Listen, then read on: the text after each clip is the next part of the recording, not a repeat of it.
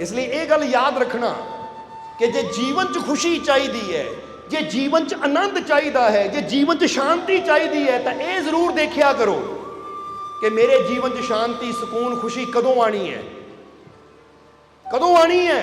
ये उदों ही मेरे जीवन च शांति सुकून खुशी आएगी जदों ओदी किरपा ओदी रहमत मेरे नाल होएगी, जदों मेरा मालिक मेरे नाल होएगा। हुण जरा समझना, एक गल दा जवाब देना सानू कि तुसी लंबे सफ़र ते जाना अपनी गड्डी च अपनी कार च जाना है, तो हुण तुसी जदों लंबे सफ़र च अपनी गड्डी च जाना होवे कार च जाना होवे तो तुसी पूरा ध्यान रखदे हो कि गड्डी विच स्टपनी है कि नहीं, क्योंकि पता है कि टायर किते भी पंचर हो सकता, स्टपनी का होना जरूरी है। फिर कुछ पाना भी हुंदा है जिन्ना नट बोल्ट खोले जाते हैं गड्डी दे, समझदे हो कि नहीं। फिर तुसी वो भी चैक करते हो, फिर जैक भी चैक करते हो, फिर हर चीज़ चैक करते हो कि डीजल या पेट्रोल पूरा है, गड्डी का क्लच ठीक है, ब्रेक ठीक है, सब कुछ करते हो कि नहीं।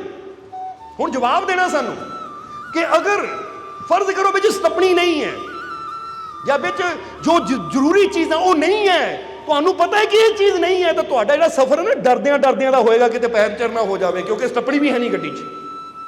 तुसी खुशी ना सफ़र कर पाओगे? जवाब दिओ सानू, पाओगे? अगर किसी चीज़ की कमी होवे गड्डी च, तुसी कहोगे ये ब्रेक च खराबी है, ये क्लच च खराबी है, तो डर रहना हर वेले कि पता नहीं कित्थे ये ब्रेक ने जवाब दे देना, क्लच ने जवाब दे देना, या आ प्रॉब्लम आ गई तो यह हल है नहीं मेरे को। हुण जरा समझना, एक दुनियावी सफ़र जदों असीं करना होवे तो असीं गड्डी विच समान पूरा रखते हैं, तो फिर ही सफ़र खुशी नाल असीं तय कर सकते हैं, पता कि समान पूरा है। हुण इसे तरह तुसी देखोगे, कभी गौर करना कि जिंदगी के सफ़र जिन्नियां अड़चना क्यों है, जिंदगी के सफ़र जिन्नियां परेशानियां क्यों है, क्यों जिंदगी का सफ़र डर डर के बंदा कर रहा है, क्यों जिंदगी के सफ़र जिन्नियां टेंशन है कि बंदा दुखों के नाल ये जिंदगी के सफ़र को तय कर रहा है। कारण की है उहदा? क्योंकि किते ना किते चेक करो कि ये जीवन दे विच अगर इन्नियां तकलीफां दुख है तो यदा मतलब है कि जीवन के सफ़र वास्ते जो जरूरी चीज़ है वो साडे जीवन चों किते ना किते गायब है। समझदे हो कि नहीं? जीवन च शांति चाहिए है, शांति है नहीं। जीवन च खुशी चाहिए है, खुशी है नहीं। जीवन च आनंद चाहिए है, आनंद है नहीं। जीवन च प्रेम चाहिए है, प्रेम है नहीं। हर वेले झगड़ा, हर वेले क्रोध, हर वेले गुस्सा। हुण कार दे विच अगर स्टपनी ना होवे तो सफ़र दुर्बर हो जाता है, मुश्किल हो जाता है।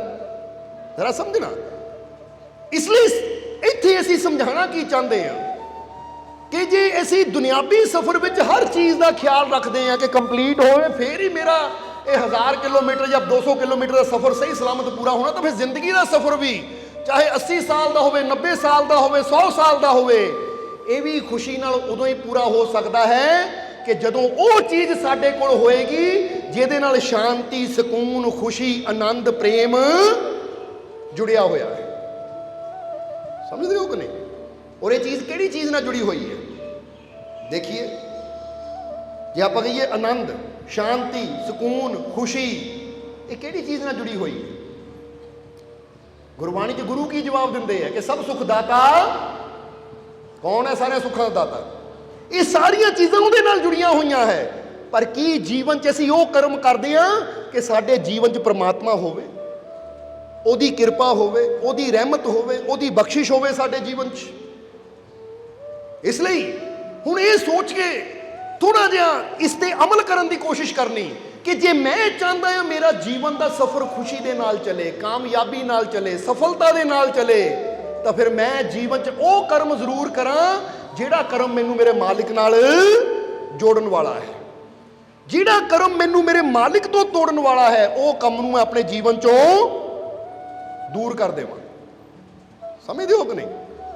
हुण तुहानूं पता लगे आ चीज़ मेरी गड्डी नूं खराब कर सकती है, तो तुसीं उहनूं दूर रखने की कोशिश करनी कि चीज़ नूं गड्डी तो दूर ही रखिए, किते खराब ना कर देवे।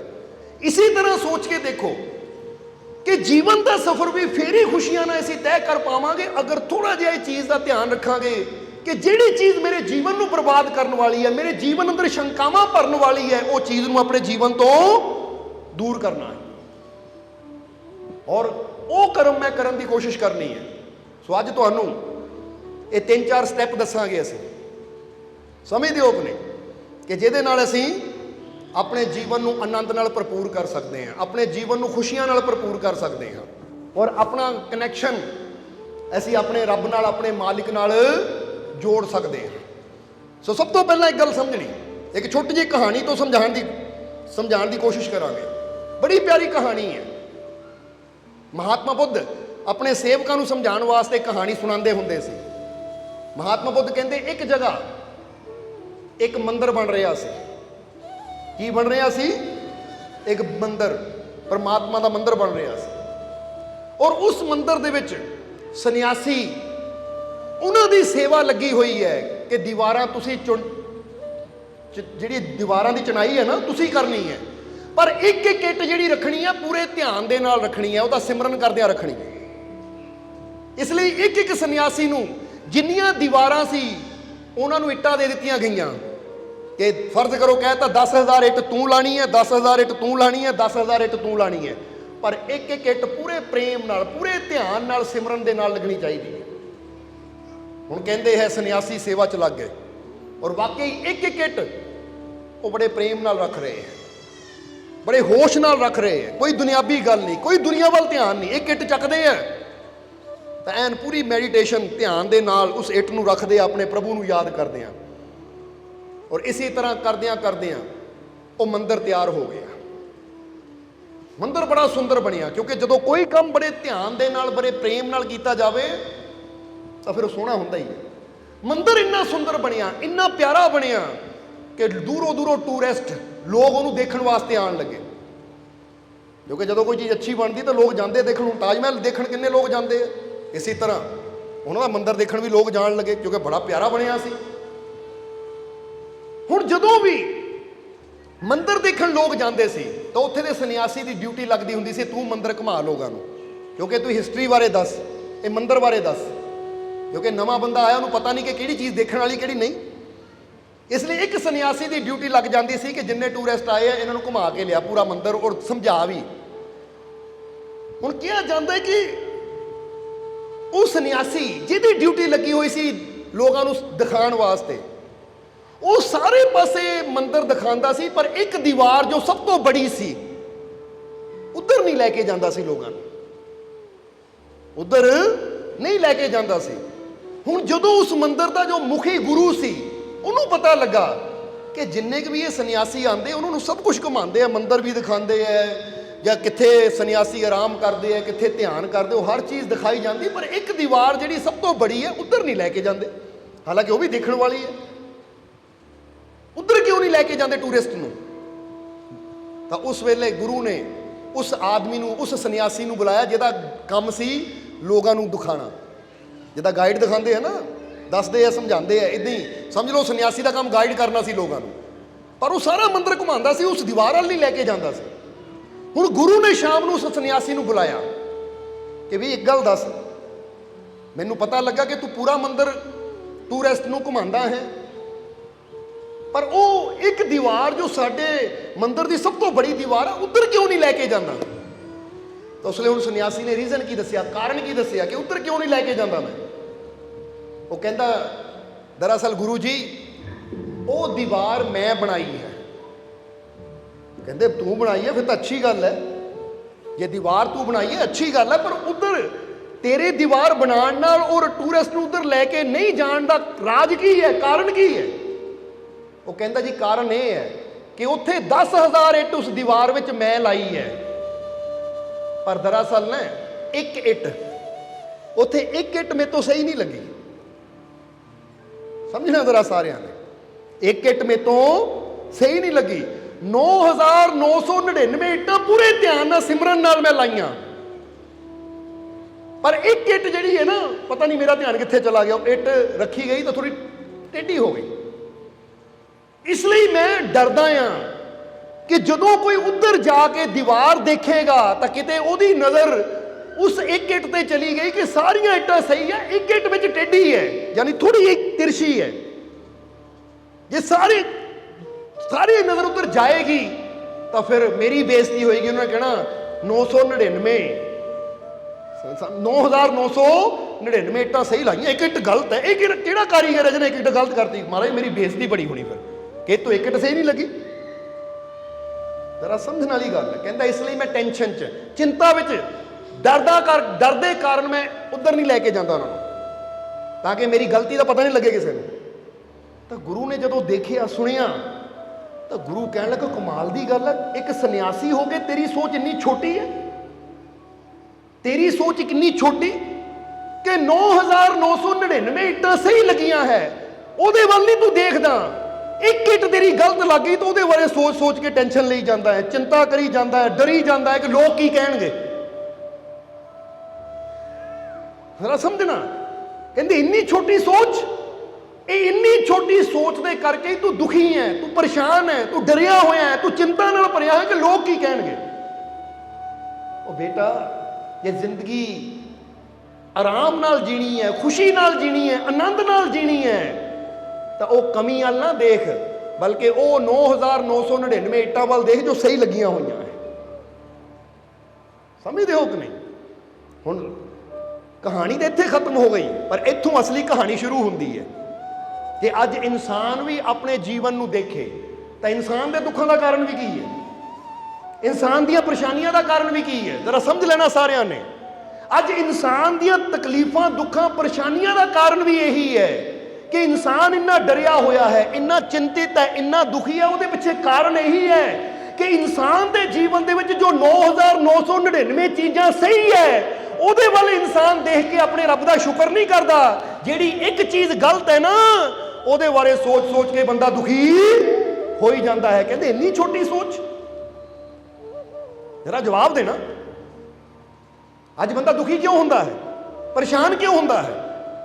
आ चीज़ सही नहीं है, और चल आ सही नहीं है, बाकी जो सही है ਉਹਦਾ हिसाब दस, पहले सही की है।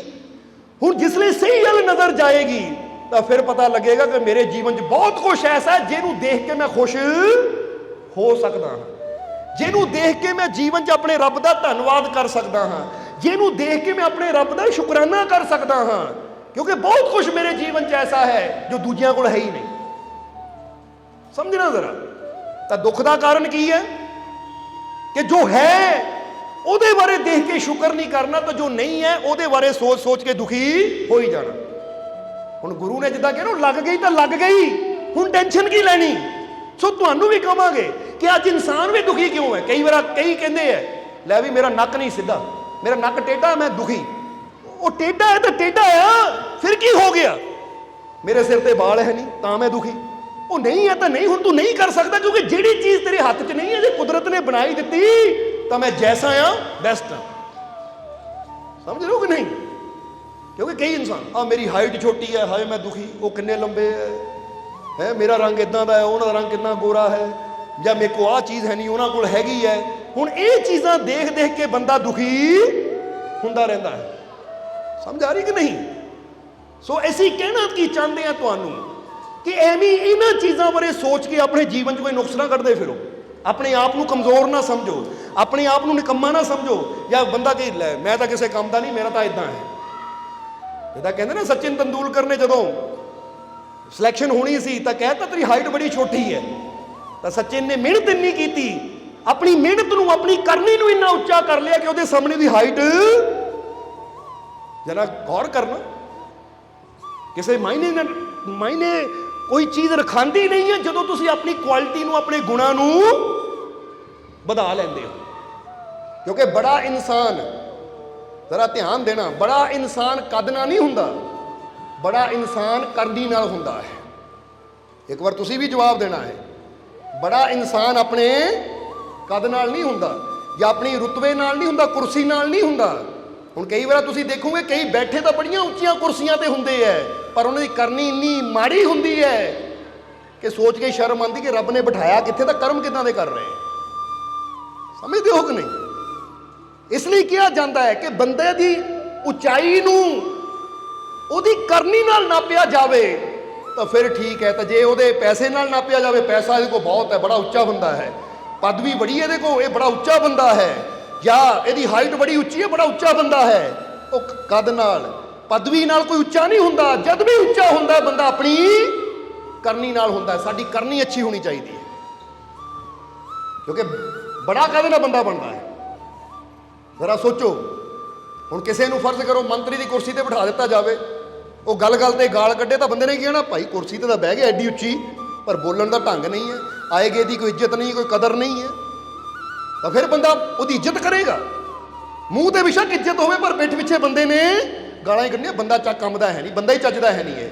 ਸੋ ਦੱਸਣਾ ਕੀ ਚਾਹੁੰਦੇ ਆ ਕਿ ਜੇ ਇੱਕ ਇਨਸਾਨ ਚਾਹੇ ਜ਼ਮੀਨ ਤੇ ਵੀ ਬੈਠਾ ਹੈ ਨਾ, ਪਰ ਜੇ ਉਹਦੀ ਕਰਨੀ ਅੱਛੀ ਹੈ ਤਾਂ ਤੁਸੀਂ ਕੀ ਕਹੋਗੇ ਕਿ ਬੰਦਾ ਬੇਸ਼ੱਕ ਜ਼ਮੀਨ ਤੇ ਬੈਠਾ ਹੈ ਪਰ ਕਰਨੀ ਇਹਦੀ ਬਹੁਤ ਵੱਡੀ ਹੈ, ਬੜੀ ਉੱਚੀ ਹੈ, ਸਿਫਤ ਕਰੋਗੇ ਤੁਸੀਂ ਉਹਦੀ। ਇਸ ਲਈ ਤੁਸੀਂ ਆਪਣੀ ਕਰਨੀ ਨੂੰ ਉੱਚਾ ਕਰਕੇ, ਆਪਣੇ ਕਰਮਾਂ ਨੂੰ ਉੱਚਾ ਕਰਕੇ ਆਪਣੀ ਹਾਈਟ ਨੂੰ, ਆਪਣੇ ਕੱਦ ਨੂੰ ਉੱਚਾ ਕਰ ਸਕਦੇ ਹੋ। ਕੱਦ ਦਾ ਮਤਲਬ ਸਰੀਰ ਦੀ ਗੱਲ ਨਹੀਂ ਕਰ ਰਹੇ, ਅੰਦਰੋਂ ਕਰ ਰਹੇ ਕਿ ਰੱਬ ਦੀਆਂ ਨਜ਼ਰਾਂ 'ਚ ਉੱਚੇ ਤੁਸੀਂ ਹੋ ਸਕਦੇ ਹੋ। ਇਸ ਲਈ ਆਪਣੀਆਂ ਕਮੀਆਂ ਦੀ ਤਰਫ ਨਾ ਦੇਖੀਏ ਕਿ ਮੇਰੀ ਸਰੀਰ 'ਚ ਆਹ ਕਮੀ ਹੈ, ਮੇਰੀ ਬਾਡੀ 'ਚ ਉਹ ਕਮੀ ਹੈ, ਜਾਂ ਮੈਨੂੰ ਰੱਬ ਨੇ ਇਹ ਨਹੀਂ ਦਿੱਤਾ, ਮੈਨੂੰ ਰੱਬ ਨੇ ਉਹ ਨਹੀਂ ਦਿੱਤਾ। ਇਹਨਾਂ ਚੀਜ਼ਾਂ ਨੂੰ ਦੇਖ ਕੇ ਐਵੇਂ ਸ਼ਿਕਵੇ ਸ਼ਿਕਾਇਤ ਕਰਨ ਦੀ ਬਜਾਏ, ਦੁਖੀ ਹੋਣ ਦੀ ਬਜਾਏ, ਅਸੀਂ ਉਹ ਦੇਖੀਏ ਜੋ 9999 ਸਾਡੇ ਜੀਵਨ 'ਚ ਚੰਗਾ ਹੈ ਕਿ ਮੇਰੇ ਮਾलिक ने ਮੈਨੂੰ बहुत कुछ ਦਿੱਤਾ है। सब्सक्राइब कीजिए सर्व संध्या दरबार कांटिया शरीफ चैनल को और बेल आइकन दबाइए मालिक जी के लेटेस्ट सत्संग की वीडियो को सबसे पहले देखने के लिए।